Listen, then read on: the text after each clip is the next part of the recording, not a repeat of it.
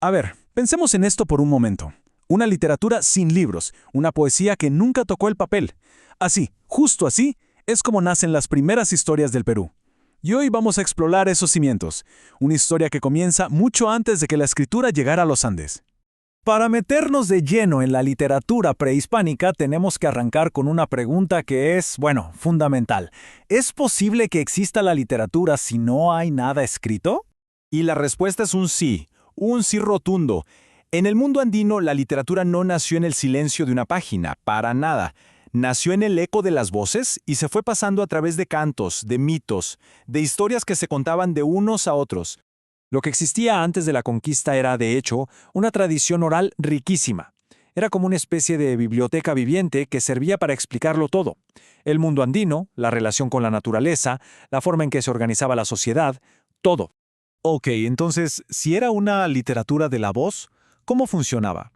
¿Cuáles eran, digamos, las reglas del juego? Bueno, para empezar, todo se transmitía de boca en boca, de una generación a la siguiente. Segundo, no había un autor, como lo entendemos hoy. Las historias y los poemas no eran de una persona, sino de toda la comunidad. Y esto es clave, no se creaban solo por arte, tenían una función vital, ya sea religiosa o social, para enseñar, para cohesionar. Y todo esto, principalmente en quechua. Así que esto tiene que quedar clarísimo.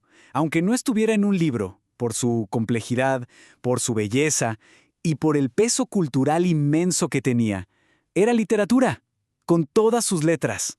Muy bien, ya que entendemos un poco el cómo, ahora veamos el qué. ¿Qué formas tomaba exactamente esta tradición oral? Por un lado teníamos el aragüí. Pensemos en esta como la poesía más íntima, la más personal. Era el vehículo para expresar el amor, el dolor por una ausencia, o esa conexión tan profunda que sentían con la belleza de su entorno, con la naturaleza. Y en el otro extremo, casi como su contraparte, estaba el yaili. Esto ya es otra cosa. Era una poesía mucho más épica, más grandiosa. Piensen en himnos sagrados, en cantos heroicos dedicados a los dioses, en poemas para celebrar a los grandes incas o las victorias en el campo de batalla.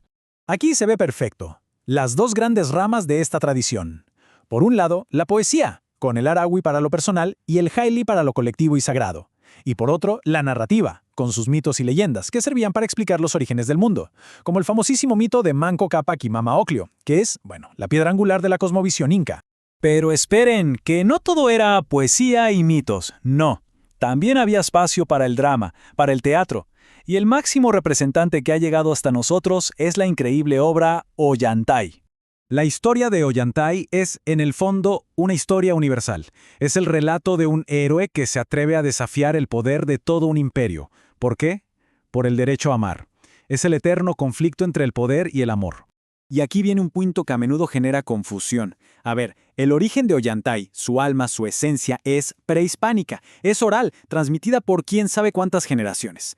Pero la versión que conocemos hoy, la que podemos leer, sobrevivió únicamente porque fue transcrita usando el alfabeto latino, ya en la época colonial. Es un híbrido fascinante.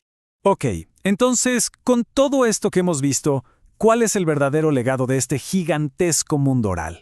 ¿Qué nos queda de todo eso? Miren, para entender la importancia que se le daba a esta tradición, solo hay que conocer a los jarabicus. Ellos no eran simples aficionados, eran los poetas profesionales de la corte del Inca, imaginen eso. Su trabajo era componer, memorizar y transmitir toda esta cultura oral. Eran, en cierto modo, los guardianes de la memoria de un imperio. Para resumir, si nos tenemos que quedar con 3 ideas clave, serían estas. Primero, era una literatura oral y colectiva, que le pertenecía a la gente. Segundo, era increíblemente diversa, con poesía, narrativa y hasta teatro. Y tercero, y quizá lo más importante, fue la fundación cultural, el cimiento sobre el cual se construyó ladrillo a ladrillo toda la literatura peruana que conocemos hoy. Y todo esto nos deja con una última reflexión, una pregunta para pensar. Si la memoria de un pueblo vive en sus historias, en su voz, ¿qué se gana cuando esa voz finalmente se captura en un texto silencioso? Pero sobre todo, ¿qué se pierde? ¿Quizás para siempre?